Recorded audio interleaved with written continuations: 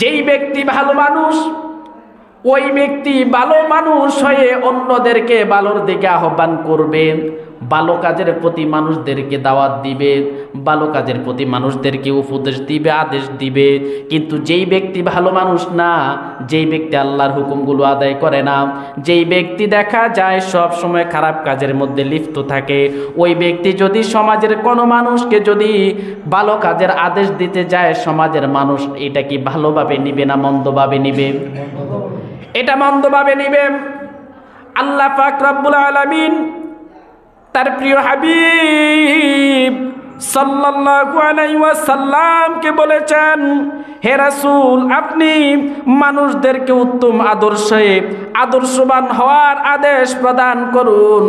ওই রাসূল সাল্লাল্লাহু আলাইহি ওয়াসাল্লামকে বলেছেন, যে রাসূল সাল্লাল্লাহু আলাইহি ওয়াসাল্লামের ব্যাপারে আল্লাহ পাক রব্বুল আলামিন বলেন, ওয়া ইন্নাকা লাআলা খুলুকিন আযীম।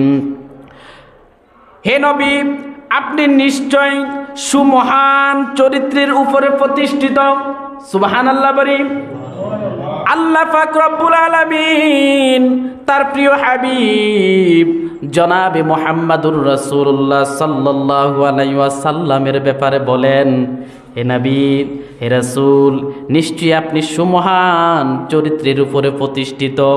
আজকের সমাজের মধ্যে দেখা যায়, আপনি যদি রাসূলুল্লাহ সাল্লাল্লাহু আলাইহি ওয়াসাল্লাম বলেন মান সামাতা নাজাম, যেই ব্যক্তি চুপ থাকে ওই ব্যক্তি নাজাত পায়।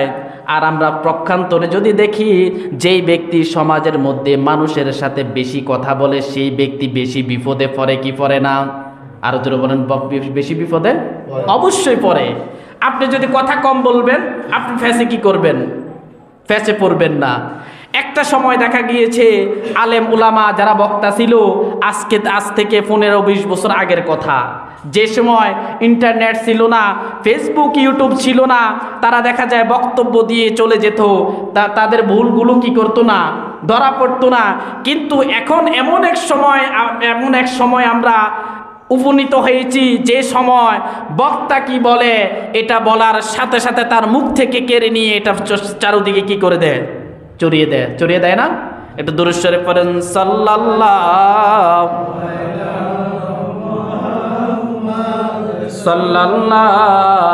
আলা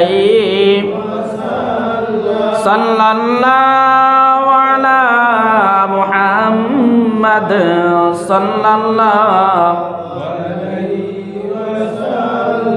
সম্মানিত উপস্থিতি, এখন এমন এক সময় আমরা উপনীত হয়েছি, যে সময়ের মধ্যে আপনি কি করেন, আমি কি করি, দেখা যায় যে ব্যক্তি দিনের দাওয়াত দেয়, কথা বলতে দেরি, এগুলো তার মুখ থেকে নিয়ে দেখা যায় রেকর্ডিং হয়ে যাচ্ছে, মানুষের সামনে চলে যাচ্ছে। এটার মধ্যে ফুঙ্কানো মানুষ ব্যাখ্যা বিশ্লেষণ করে, অনেক সময় মুখ ফসকে অনেক কথা বাইর হয়ে যায়, যে কথাগুলো বলার কারণে ঈমান পর্যন্ত চলে যায় কিনা। কিন্তু তৎকালীন সময় এমন কি ব্যবস্থা ছিল না? আপনি যদি আমার গ্রামের মধ্যে, আমার এলাকার মধ্যে যদি চলে যান, আমার ব্যাপারে যদি আপনি জিজ্ঞেস করেন, আমার ঘরের মানুষ, আমার সমাজের মানুষ আমার সম্পর্কে কোনো না কোনো দোষ ত্রুটি কোনো না কোনোভাবে বাইর করবে। আমার চরণভঙ্গি, চলাফেরা, কথাবার্তা ইত্যাদি কোনো না কোনোভাবে মানুষের মনোকষ্ট থাকতে পারে কি পারে না? অবশ্যই থাকতে পারে। আপনি যা চলার পথে কারোর সাথে ঝগড়া করেছেন, কাউকে গালি দিয়েছেন, কারোর সাথে খারাপ ব্যবহার করেছেন, কারো মনে কষ্ট গিয়েছে, এমনও গুনাহ করেছেন, এমন ভুল করেছেন, যেই ভুলের কারণে সমাজের মানুষ আপনাকে সব সময় খারাপ কাজটার জন্য আপনাকে স্মরণ রাখে কি রাখে না? জোরে বলুন, রাখে কি রাখে না? অবশ্যই রাখে। কিন্তু আল্লাহ পাক রব্বুল আলামিন তার প্রিয় হাবিব জনাবে মুহাম্মদুর রাসূলুল্লাহ সাল্লাল্লাহু আলাইহি ওয়াসাল্লামকে এই পৃথিবীতে সুমহান চরিত্রের অধিকারী করে তাকে আল্লাহ পাক রব্বুল আলামিন এই দুনিয়াতে পাঠিয়েছেন। বলেন তো দেখি, পৃথিবীতে আগমন থেকে শুরু করে ইন্তেকালের পূর্ব পর্যন্ত রাসূলুল্লাহ সাল্লাল্লাহু আলাইহি ওয়াসাল্লামের জীবদ্দশায় যতগুলো কথা, যত কাজ, যত যুদ্ধ, যাই কিছু বলেন না কেন, এই পৃথিবীতে দেখা যায় এখন লক্ষ লক্ষ আলেম ওলামা, বক্তা, লক্ষ লক্ষ ইমাম এবং খতিবগণ, দায়ীগণ দ্বীনের দাওয়াত দিচ্ছেন, কোরআন এবং সুন্নাহর কথা বলছেন, কালিমার দাওয়াতগুলো মানুষের কাছে পৌঁছে দিচ্ছেন, নবীজির ইতিহাসগুলো, নবীজির জন্ম এবং সিরাত সুরুত নিয়ে আলোচনা করছেন। এমন কোন আলেম বলেন, এমন কোন বক্তা বলেন, ইসলামের অনুসারী বলেন, বিধর্মী বলেন, এমন একটি খুঁত, এমন একটি দোষ কোন মানুষ রাসূলুল্লাহ সাল্লাল্লাহু আলাইহি ওয়াসাল্লামের ধরেছে, এমন কোন নজির আছে কি না? আরো জোরে বলেন, আছে কি না? চুপ থাকলে বোঝা যাবে আছে কি না, কখনো না। আল্লাহ তাআলা নিজেই ঘোষণা দিয়েছেন, আমার আর আপনার ব্যাপারে তো কোনো কথা বলে নাই। আমার আর আপনার ব্যাপারে হয়তো বা আমাদের মৃত্যুর সময় ঘনিয়ে আসলে আমাদের রুহটা জঘন্যভাবে হয়তো বাইর করে নিবে। এটা কিসের ফল? আমাদের কর্মের ফল। এটা কিসের ফল? কর্মের ফল। কিন্তু রাসূলুল্লাহ সাল্লাল্লাহু আলাইহি ওয়াসাল্লামের ইন্তেকালের সময় তার কাছে জিবরাইল আলাইহিস সালাতু ওয়াস সালাম, আজরাইল আলাইহিস সালাতু ওয়াস সালাম, সাথে আরো ফেরেশতা নিয়ে আসলেন। আসার পরে বলেছেন, ইয়া রাসূলুল্লাহি ইয়া হাবিবাল্লাহ, নবী গো, আল্লাহ তাআলা আপনাকে সালাম দিয়েছেন। কি দিয়েছেন? সালাম দিয়েছেন। এরপরে আল্লাহ তাআলা বলেছেন, ইয়া রাসূলুল্লাহ, আপনি পৃথিবীতে কতদিন থাকতে চান? আপনি পৃথিবীতে কতদিন থাকতে চান? আমাদের চেহারার দিকে তাকাইলে পরে অনেক কিছু বোঝা যায়। আমি আপনার বাড়িতে গেলাম, আপনার মুখের দিকে তাকালে বোঝা যাবে আপনি কি আমাকে গ্রহণ করেছেন না প্রত্যাখ্যান করেছেন, আমার কি এখানে থাকা উচিত না অনুচিত। আপনার ভাষা ব্যবহারে বোঝা যাবে এখানে আমার কথা বলা ঠিক হবে কি হবে না। ঠিক কি না? আর জরুর ঠিক কি না? ঠিক। সাল্লাল্লাহু আলাইহি ওয়াসাল্লামকে আল্লাহ পাক রব্বুল আলামিন এই পৃথিবীতে পাঠিয়েছেন। পৃথিবীর জন্ম থেকে ইন্তেকাল পর্যন্ত এই পৃথিবীতে থাকাকালীন সময় এমন কোনো মানুষ পাবেন না, এমন কোনো পণ্ডিত পাবেন না, এমন কোনো মুহাদ্দিস বলেন, মুফাসসির বলেন, কোন মহামানব একটি ত্রু শব্দ করেছে এমন নজির আছে কি না? জোরে বলেন, আছে কি না? তাদের ব্যাপারে রাসূলুল্লাহ সাল্লাল্লাহু আলাইহি ওয়াসাল্লামের ব্যাপারে আল্লাহ পাক রব্বুল আলামিন তার চরিত্রের ব্যাপারে আল্লাহ তাআলা স্বয়ং কোরআনে কারীমের মধ্যে ঘোষণা দিয়ে দিয়েছেন। তার চরিত্র দেখে, তার কথাবার্তা, তার জীবন আদর্শ দেখে এমন বহু মানুষ কালিমা পড়ে মুসলমান হয়ে গিয়েছেন, ঈমান গ্রহণ করেছেন। যেই রাসূলুল্লাহ সাল্লাল্লাহু আলাইহি ওয়াসাল্লাম তার উত্তম আদর্শের কারণে, তার দৃঢ় মনোবলের কারণে আল্লাহর হুকুম প্রতিষ্ঠা করার জন্য, দিন প্রতিষ্ঠা করার জন্য এই পৃথিবীতে অক্লান্ত পরিশ্রম করেছেন, আল্লাহর হুকুমগুলো আদায় করেছেন। রাসূলুল্লাহ সাল্লাল্লাহু আলাইহি ওয়াসাল্লাম যখন এই পৃথিবীতে বিদায় নেওয়ার সময় হয়েছেন, আল্লাহ পাক রব্বুল আলামিন জিবরাইল আলাইহিস সালাতু ওয়াস সালাম এবং ইসরাফিল আলাইহিস সালাতু ওয়াস সালাম, আজরাইল আলাইহিস সালাতু ওয়াস সালাম, তাদের সমন্বয়ে একদল ফেরেশতা পাঠিয়েছেন, যে তারা গিয়ে বললেন, ইয়া রাসূলুল্লাহ, ইয়া হাবিবাল্লাহ, নবী গো, আল্লাহ তাআলা আপনাকে আমাদেরকে পাঠিয়েছেন, আল্লাহ তাআলার সালাম গ্রহণ করুন। এই কথা বলার পরে 2 নাম্বার, ইয়া রাসূলুল্লাহ, ইয়া হাবিবাল্লাহ, নবী গো, আল্লাহ তাআলা বলেছেন আপনি পৃথিবীতে আর কতদিন থাকতে চান? কি করেন? আর কতদিন থাকতে চান?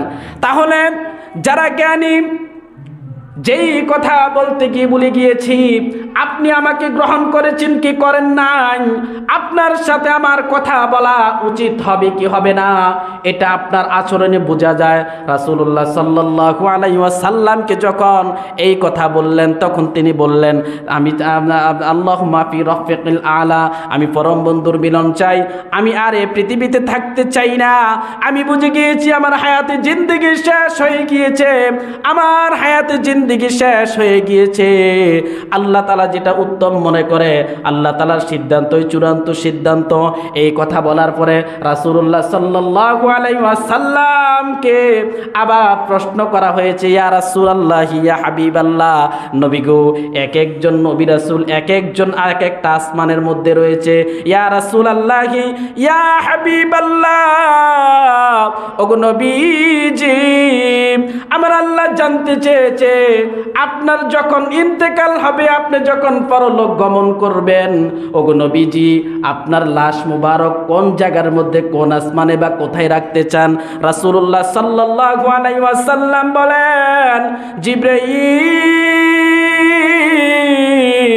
আমার গুনাহগার উম্মত দুনিয়াতে থাকবে, আমি আমার উম্মতদেরকে রেখে কেমনে জান্নাতে যাব, কেমনে আসমানের মধ্যে আরশ আজিমের মধ্যে থাকবো?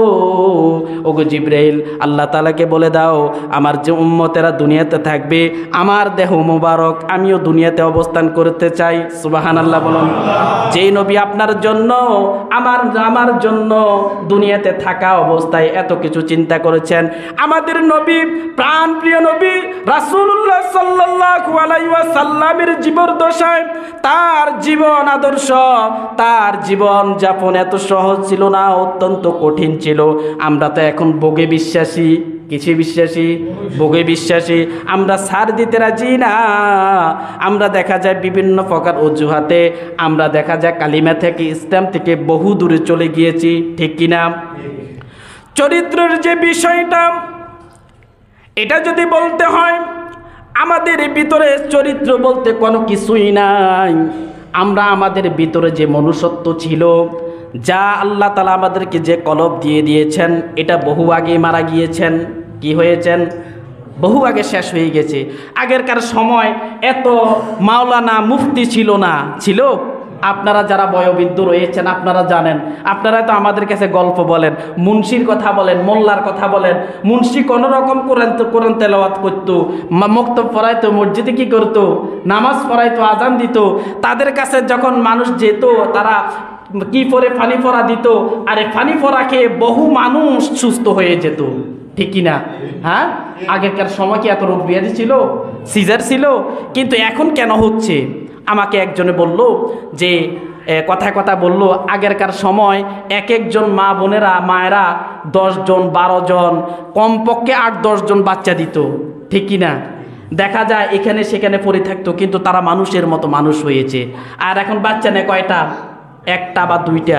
কিন্তু দেখা যায় এই 10টার কষ্ট একটা দিতেছে, মারে 10টার কষ্ট কয়টা দিতেছে? একটা দিতেছে, বুকে মাটি লাগাই ফেলেতেছে, ঠিক কিনা? যেই বিষয় বলতে চাইতেছি, রাসূলুল্লাহ সাল্লাল্লাহু আলাইহি ওয়াসাল্লামের এই পৃথিবীতে এসেছেন। এই পৃথিবীতে আসার পরে তার জন্য এত সহজ ছিল না, কিন্তু তার জন্ম থেকে শুরু করে নবুয়ত প্রাপ্তির আগ পর্যন্ত যত মানুষ ছিল মক্কা নগরীতে, নবীজির আচরণে, নবীজির চলাফেরায়, নবীজির সামাজিকতায় মুগ্ধ হয়ে নবীজিকে তারা আল আমিন বলে ডাকতো। কি বলে ডাকতো? আল আমিন বলে ডাকতো। নবীজিকে দেখে এই যখন মক্কা নগরীতে একজনও ছিল না আল্লাহর নাম নেওয়ার মতো। বলেন দেখি, ওই সময় যদি কেউ ডেকে এসে বলে, হে মক্কাবাসীরা তোমরা শোনো, তোমরা যে তোমরা যে দেব দেবীর পূজা করছো, তোমরা যে দেব দেবীর পূজা করছো, এটা আল্লাহর সাথে শিরক হচ্ছে। তোমরা পড়ো লা ইলাহা ইল্লাল্লাহু মুহাম্মাদুর রাসূলুল্লাহ সাল্লাল্লাহু আলাইহি ওয়াসাল্লাম। বলেন তো দেখি, আমাদেরকে যদি এখন বলে তোমরা যে আল্লাহর ইবাদত করছো, আল্লাহকে কি তোমরা দেখেছো? না দেখি নাই। তোমরা যে জান্নাতের কথা বলছো, সেই জান্নাত কি দেখেছো? না দেখি নাই। তোমরা যে বলো তোমাদের সাথে ফেরেশতা রয়েছে, কখনো কি ফেরেশতা দেখেছো? না দেখি নাই। তাহলে এটা ছেড়ে দাও, আমরা নতুন একটা ধর্ম বানিয়েছি। যেমন বাদশাহ সম্রাট আকবর বা দিল্লিতে যে দ্বীন-ই এলাহি নামক একটি ধর্ম তারা তৈরি করেছেন, যা তথাকথিত এমন কোন ধর্ম যদি কেউ যদি বানিয়ে যদি আমাদের সামনে যদি এসে বলে তোমরা তোমাদের কালিমা ছেড়ে দাও, ঈমান ছেড়ে দাও, ইসলাম ছেড়ে দাও, আমাদের ধর্মের মধ্যে চলে আসো, এই কথা বললে আপনি কি তাকে আস্ত রাখবেন নাকি তারে জায়গায় শেষ করে দিবেন? অন্তত পক্ষে দু চারটা হলো ছর ঘুষি বা পাকিস্তানে দেখেছি এমন অবমাননার কারণে গর্দান থেকে ঘাড় আলাদা করে দিয়েছেন। কয়েক বছর পূর্বে যে শুনেছেন কিনা, আমাদের রাসূলুল্লাহ সাল্লাল্লাহু আলাইহি ওয়াসাল্লাম যখন নবুয়ত প্রাপ্তি হইলেন, মা খাদিজা রাদিয়াল্লাহু তাআলা আনহু বিনা শর্তে নির্দ্বিধায় কালিমা গ্রহণ করে সর্বপ্রথম ইসলাম গ্রহণ করেছেন। আপনি কেমন মানুষ, আমি কেমন মানুষ সবচাইতে ভালো জানে আপনার ঘরের স্ত্রী, ঠিক কিনা? বাহিরের মানুষ আমাকে খুব ভালো জানে, আমাকে হুজুর হুজুর বলে ডাক দেয়, আমাকে খুব সম্মান করে, কিন্তু আমি যে কেমন একমাত্র আমার স্ত্রীকে যদি জিজ্ঞেস করেন তাহলে আমার সম্পর্কে, আপনার সম্পর্কে আপনার স্ত্রী যে তথ্যটা দিবে সেটাই হচ্ছে আসল তথ্য, ঠিক কিনা? রাসূলুল্লাহ সাল্লাল্লাহু আলাইহি ওয়াসাল্লামের হাতে সর্বপ্রথম তার চরিত্র দেখে, আদর্শ দেখে হযরতে আবু বকর রাদিয়াল্লাহু তাআলা আনহু কালিমা গ্রহণ করলেন। যুবকদের মধ্যে হযরতে আলী রাদিয়াল্লাহু তাআলা আনহু গোপনে গোপনে সারি গিয়েছে, গোপনে গোপনে তারা ইসলাম গ্রহণ করেছে, তারা গোপনে গোপনে ইসলাম গ্রহণ করেছেন। এইভাবে 2.5 বছর যাবৎ গোপনে কালিমার দাওয়াত দিয়েছেন। কিসের দাওয়াত দিয়েছেন? কালিমার দাওয়াত দিয়েছেন। বলেন তো দেখি, একমাত্র এখন আমি যদি বলি বা আপনি যদি, আপনারা যারা আমাকে মহব্বত করেন, কোনো একটা কথা বললে আমরা কি ফেলতে পারি? বলেন, শরীয়ত পরিপন্থী যদি না হয় তাহলে আপনি আমার কথা, আমি আপনার কথা, আপনার ডাকে আমরা সাড়া দিব কিনা? ঠিক তদ্রূপ তৎকালীন সময় নবীজি মক্কা থেকে মদিনায় চলে আসলো। মক্কা থেকে মদিনায় আসার পরে যখন ইসলামের জয় জয়গান ধ্বনি চতুর্দিকে চলে গিয়েছে, বেলালের কণ্ঠে যখন মসজিদে নববীতে, খেজুর পাতার মসজিদে নববীতে যখন আজান হয়, তখন এত চাকচিক্য ছিল না, চারদিকে দেখা যায় আলো ঢুকতো। এই সময় মসজিদে মুসল্লির কোনো কি ছিল না, অভাব ছিল না। দেখা যায় ওই সময়কার একটা মুসাফির কাফেলা চলে আসলো, মসজিদে নববীর কাছে আসলো। রাসূলুল্লাহ সাল্লাল্লাহু আলাইহি ওয়াসাল্লাম ওই মুসাফিরদের কাফেলা দেখে সাহাবায়ে কেরামকে ডাক দিলেন, বললেন মুসাফির এসেছে, তার মেহমান এসেছে, তোমরা সবাই সবার ঘরের মধ্যে ভাগ করে নিয়ে যাও, তাদেরকে মেহমানদারি করাও। সবাইকে বলে দিয়েছেন এবং তিনিও একজন নিয়েছেন। কয়জন? একজন। তিনি একজন নিয়েছেন। একজন নেওয়ার পরে সবাই সবার মতো করে মেহমানদারি করান। নবীজির পাগে পড়েছেন একজন ইহুদি। কি? ইহুদি যখন রাসূলুল্লাহ সাল্লাল্লাহু আলাইহি ওয়াসাল্লামের ঘরে গেলেন, নবীজি তাকে খাবার দিলেন, নিজ হাতে খাবার খাইয়ে দিলেন, নিজ হাতে খাবার দিলেন, তার বিছানা করে দিলেন। রাসূলুল্লাহ সাল্লাল্লাহু আলাইহি ওয়াসাল্লাম তাকে খাবার দিয়েছেন, কিন্তু ইহুদির মনের ভিতরে ছিল হারামি, ইহুদির মনের ভিতরে ছিল নাডামি, দুষ্টামি, শয়তানি ছিল। ইহুদি মনে মনে ভাবতে লাগলেন, এমনিতে তো ক্লান্ত, মুহাম্মদ যতটুকু খাবার দিয়েছে সবটুকু খাবার একাই খেয়ে নেব, কোনো খাবার ফেরত দেব না। তৎকালীন সময় খাবারের খুব অভাব ছিল, ঠিক কিনা? তৎকালীন সময় খাবারের খুব অভাব ছিল। দেখা যায় ইহুদি সবটুকু খাবার একেবারে গলা পর্যন্ত খেয়েছেন। যখন রাত্রিবেলা ঘুমাইলেন, রাসূলুল্লাহ সাল্লাল্লাহু আলাইহি ওয়াসাল্লাম তিনিও ঘুমাই গেলেন। রাত্রিবেলা যখন অধিক খাবারের কারণে তার পেটের মধ্যে চাপ দিয়েছেন। কি দিয়েছেন? চাপ দিয়েছেন। নতুন মানুষ, এখন ঘর থেকে বাইর হইতে পারে না, নবীজিকে ডাকতে পারে না, টয়লেট কোথায় আছে সেটাও জানে না। দেখা যায় অধিক চাপের কারণে ইহুদি কি করলেন, বিছানার মধ্যে সারাই দিলেন, বিছানার মধ্যে মলত্যাগ করে ফেললেন। 5 মিনিটের মধ্যে শেষ করে দিচ্ছি। বিছানার মধ্যে মলত্যাগ করলেন। মলত্যাগ করার পরে এখন তো খুব ভয় পাইতেছে, এখন মদিনার শাসন মুসলমানদের উপরে, ইসলামের প্রায় একেবারে শেষ দিকে, ইসলাম বিজয় হয়ে যাবে এই সময়। এখন যদি মোহাম্মদ যদি জানতে পারে তার বিছানার মধ্যে আমি মলত্যাগ করেছি, আমাকে আস্ত রাখবে না, আমাকে কি করবে না, আস্ত রাখবে না। যেই কথা সেই কাজ। আলো হওয়ার আগেই সে ইহুদি ঘর থেকে বাইর হয়ে গেল, চলে যাচ্ছে, হঠাৎ খেয়াল করলো কিরে আমি তো তরবারি নিয়ে আসি নাই। ওই সময় তরবারি না থাকাটা হচ্ছে অত্যন্ত রিস্কের, কখন কোথা থেকে আক্রমণ হয়ে বসে। তৎকালীন সময় দেখা যায় বিভিন্ন কাফেলার মধ্যে আক্রমণ করে তারা যে তাদের কাছে যা ছিল, কাফেলার কাছে যা থাকতো এগুলো লুট করে নিয়ে যেত। এই ইহুদি আবার চলে আসলেন, গোপনে ঘরের মধ্যে ঢুকলেন, গোপনে ঘরের মধ্যে ঢুকে দেখলেন রাসূলুল্লাহ সাল্লাল্লাহু আলাইহি ওয়াসাল্লাম নিজের হাতে এই যে মল ত্যাগ করেছেন, বিছানাটা নোংরা করে ফেলেছেন, নিজ হাতে এইটিগুলো পরিষ্কার করছেন এবং পরিপাটি করছেন। আর যখন ইহুদিকে নবীজি দেখলেন, আর তখন নবীজি বললেন আপনার আমি ঠিকমতো সেবা যত্ন করতে পারি নাই, আপনার খোঁজ খবর নিতে পারি নাই। আমি যদি আপনার ঠিক মতো সেবা যত্ন করতাম, রাত্রিবেলা যদি আমি আপনার খবর নিতে পারতাম, তাহলে আপনাকে এত কষ্ট পেতে হতো না, আপনাকে এখানে মলত্যাগ করতে হতো না। আপনি যে এত কষ্ট করেছেন, এত পেটের চাপ সহ্য করেছেন, এটা হচ্ছে একমাত্র আমার কারণে, আমাকে ক্ষমা করে দেন। এই কথা বলার কারণে, এই কথা বলার সাথে সাথে ইহুদি সিদ্ধান্ত নিল এটা কোনো সাধারণ মানুষ না, আল্লাহর নবী ব্যতীত, আল্লাহর প্রতিনিধি ব্যতীত এমন সুমহান চরিত্রের অধিকারী আর কেউ হতে পারে না। আমার ঘরে যদি হতো তাহলে আমি বলতাম আমি তোমাকে খাইয়েছি, সব কিছু করেছি, থাকার জায়গা দিয়েছি, কেমনে তুমি আমার ঘরের মধ্যে এমন কাজ করলা, আমাকে হয়তো প্রহার করতে পারতো। কিন্তু যেই ব্যক্তি এমন সুমহান চরিত্রের অধিকারী, যার মন এত বিশাল, ওই ব্যক্তি কোনো সাধারণ মানুষ হতে পারে না, ওই ব্যক্তি কোনো সাধারণ মানুষ হতে পারে না। নিশ্চয়ই তিনি আল্লাহর পয়গাম্বর, নিশ্চয়ই তিনি আল্লাহর পয়গাম্বর। এই কথা বলার সাথে সাথে তিনি বললেন আমাকে কালিমা পড়িয়ে দেন, আমাকে ঈমানদার পড়িয়ে দেন। এই কথা বলার সাথে সাথে রাসূলুল্লাহ সাল্লাল্লাহু আলাইহি ওয়াসাল্লাম পড়িয়ে দিলেন লা ইলাহা ইল্লাল্লাহু মুহাম্মাদুর রাসূলুল্লাহ সাল্লাল্লাহু আলাইহি ওয়াসাল্লাম। সম্মানিত উপস্থিতি, নবীজি বলেছেন তোমরা যদি আমাকে দুইটা বিষয়ের নিশ্চয়তা দিতে পারো, আমি তোমাদেরকে জান্নাতের নিশ্চয়তা দিব। একটা হচ্ছে জবান, আর একটা হচ্ছে লজ্জাস্থান। আপনি আপনার জবান দ্বারা মানুষদেরকে কষ্ট দিতেছেন, আল্লাহ আপনি আপনার লজ্জাস্থান দিয়ে আপনি দেখা গিয়েছে নিজের অনৈতিকভাবে আপনি আপনার চাহিদা পূরণ করতেছেন। এই দুইটা যদি হেফাজত করতে পারেন, আপনাদের জন্য জান্নাত সুনিশ্চিত ইনশাআল্লাহ। কে ঘোষণা দিয়েছেন? নবীজি। আল্লাহ তাআলা আমাদের সকলকে কবুল করেন, সকলে বলেন আমিন। সম্মানিত উপস্থিতি, আজকে আসসালামু আলাইকুম ওয়া রাহমাতুল্লাহি ওয়া বারাকাতুহু।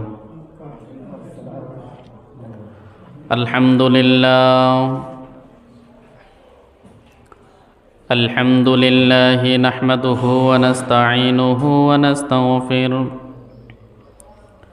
ওয়া নাউযু বিল্লাহি মিন শুরুরি আনফুসিনা ওয়া মিন সাইয়্যাতি আ'মালিনা। মান ইয়াহদিহিল্লাহু ফালা মুদিল্লা লাহু ওয়া মান ইউদ্লিলহু ফালা হাদিয়া লাহু। ونشهد أن لا إله إلا الله وحده لا شريك له لا ند له ولا زد له ولا مثل له. ونشهد أن سيدنا وسندنا وحبيبنا وطبيب قلوبنا ومولانا محمدا عبده ورسوله صلى الله تعالى عليه وعلى آله وأصحابه وبارك وسلم تسليما كثيرا أرسله بالحق بشيرا ونذيرا وداعيا إلى الله بإذنه وسراجا منيرا أما بعد فقد قال الله تعالى في كلامه المجيد وفي فرقانه الحميد أعوذ بالله من الشيطان الرجيم بسم الله الرحمن الرحيم وإنك لعلى خلق عظيم إن الله وملائكته يصلون على النبي يا أيها الذين آمنوا صلوا عليه وسلموا تسليما اللهم صل على سيدنا وعلى آل سيدنا مولانا জবান খুলে মোহাব্বতের সহিত পড়ি আল্লাহুম্মা সাল্লি আলা সাইয়্যিদিনা মাওলানা ওয়া আলা আলি সাইয়্যিদিনা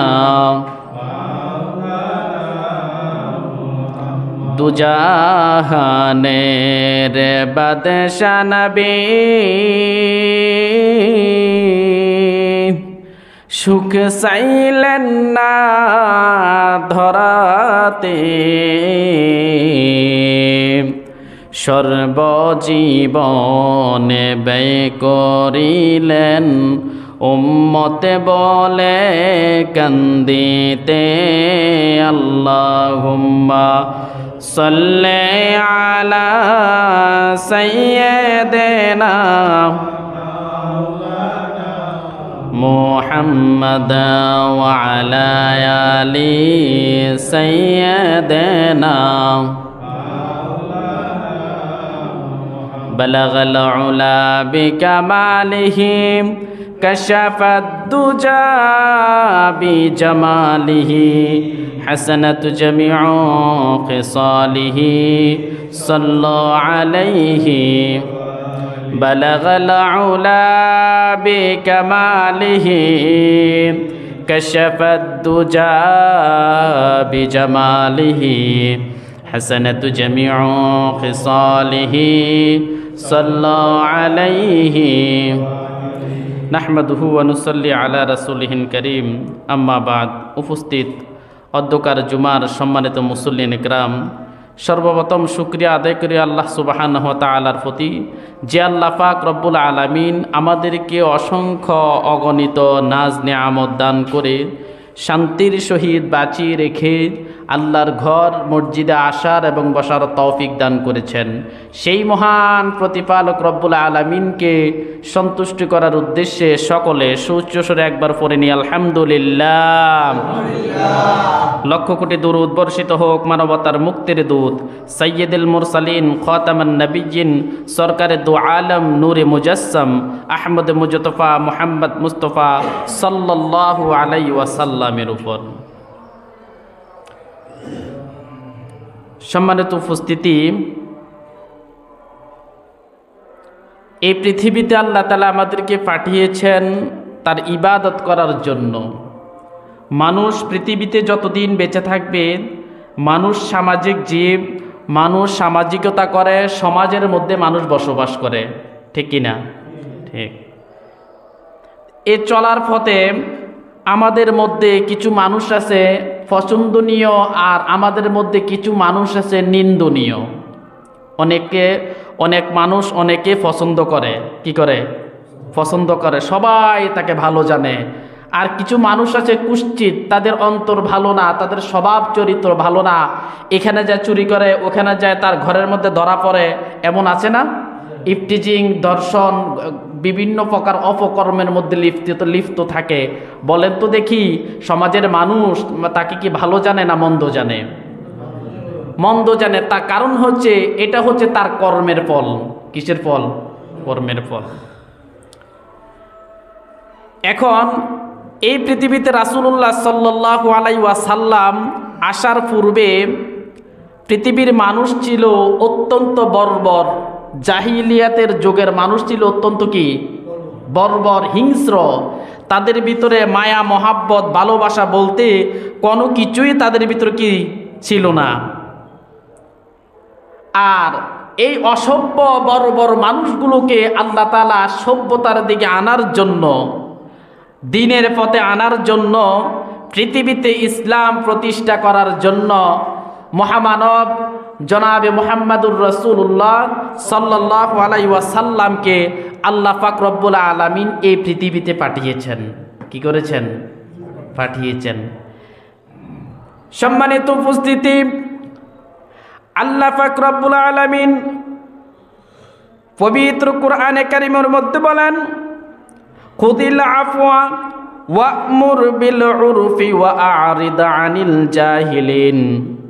আল্লাহ পাক রব্বুল আলামিন তার প্রিয় হাবিব, প্রিয় রাসূলুল্লাহ সাল্লাল্লাহু আলাইহি ওয়াসাল্লামকে বলেন, হে নবী, আপনি ক্ষমা এবং সৌজন্যতার মহান দীক্ষা গ্রহণ করুন, মানুষকে উত্তম আদর্শবান হওয়ার আদেশ প্রদান করুন এবং মুখ বর্বর লোকদের থেকে বিমুখতা নীতি অবলম্বন করুন। আপনি আপনার মানুষদেরকে উত্তম চরিত্রবান হওয়ার জন্য আদেশ গ্রহণ করুন। এই দীক্ষা, এই হুকুম আল্লাহ পাক রব্বুল আলামিন তার প্রিয়ারা হাবিব সাল্লাল্লাহু আলাইহি ওয়াসাল্লামকে বলে দিয়েছেন। এখন আসেন, আপনি যদি ঘরের মধ্যে আপনারা স্বামী স্ত্রী নামাজ পড়েন না, রাত্রেবেলা ঘুমান এবং দেখা যায় যখন আলো ফুটে যায় সকাল 7টা 8টাতে বা তার আগ পিছে আপনারা স্বামী স্ত্রী ঘুম থেকে ওঠেন, কিন্তু আপনার সন্তানকে যদি বলেন আজকে তুমি ফজরের নামাজ পড়েছো কিনা, ফজরের নামাজ কেন পড়ো নাই, আপনি যদি তাকে শাসন করতে যান, এটা কি ভালো হবে না মন্দ হবে? এটা কি হবে? মন্দ হবে। কারণ আপনি নিজেই নামাজ পড়েন নাই, আপনি আপনার সন্তানকে কি শাসন করতে পারবেন? আগে আপনি নিজে নামাজ পড়েন, নামাজ পড়তে উঠলে পরে আপনি আপনার সন্তানকে বলবেন তুমি কেন আজকে নামাজ পড়ো নাই, আপনি তাকে কি করতে পারবেন? শাস্তি দিতে পারবেন।